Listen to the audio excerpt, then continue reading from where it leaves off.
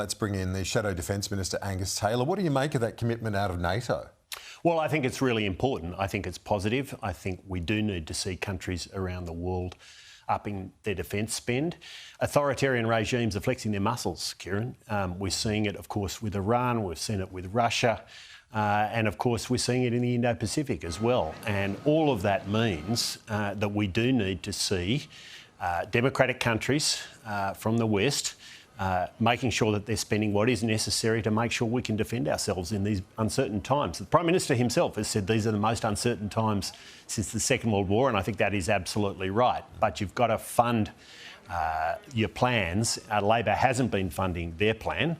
Are you encouraged by what we're hearing, though, that they are looking at upping the spend further? Well, you know, with Labor, it's all rhetoric, not reality. I mean, we've not seen the reality. And they did their Defence Strategic Review. Their plan came out of that, and it's not funded. That's very clear.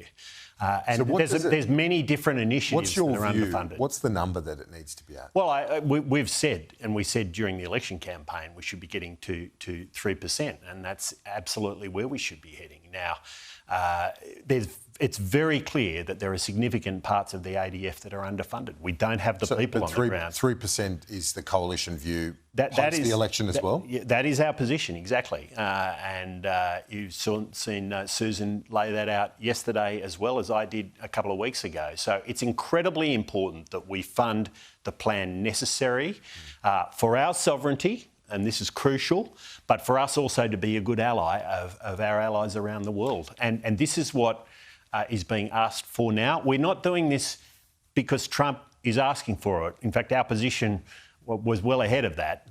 We're doing it because it's the right thing to do in a highly uncertain world where authoritarian regimes are flexing their muscles. Is the Trump diplomacy, is his approach working? Like we saw in Israel-Iran, the ceasefire took a bit of colourful language, but it looks like it's holding now. Yeah. And then on this NATO deal. Well, the early signs are... Yeah, the early signs are this is working. There's no question NATO is upping the ante. And there's no question that what the Americans have done to support Israel has had an effect. We'll see exactly how much, but the indications coming out now are that it has had a real impact. And, you know, the message here is that as an ally, the US will help those who help themselves. And that's not a new message from the United States, by the way. I mean, traditionally, that's how they've often approached things. And that means... It's not a neocon approach, is it? No, it's not. And it's not isolationist either. So it's a realist approach, I would say. Okay. And I think it sends a very clear signal to the Europeans, to us and to everybody else. But the important thing is we should be doing this because it's right for us. But the US isn't withdrawing from the stage, as many people thought, under America First. Well, that's what you might see. Clearly not. I mean, the action they've taken, and I think it was good action, we strongly support it, they took against Iran to make sure we're preempting their nuclear program, I think was good action, and it was an action that said we will help those who help themselves. The Israelis had cleared the decks, and on the back of that, the Americans acted. On the Trump meeting, it hasn't happened yet, obviously, but do you have a problem with the fact that we might see a scenario where the Prime Minister actually meets with President Xi in China before he gets to meet with Trump for the first time? Well, it's very clear that the Prime Minister is better able to get a meeting with the Chinese president than the American president. And I think we should be worried about this because America is a long-time ally of Australia, an important ally. We've fought with them in every major war since Federation. And so it's incredibly important that we have a strong alliance and that we have a strong relationship, which includes personal relationships. I mean, you can have personal relationships across the political aisle. And I think Labor and the Prime Minister needs to be making that effort. I don't see that effort being made as it needs to be. And that's showing in this situation where, as I say, he's better able to get a meeting with the Chinese president than the American president. Your leadership rival, or former rival, Susan Lee, her first major speech of the term as opposition leader yesterday.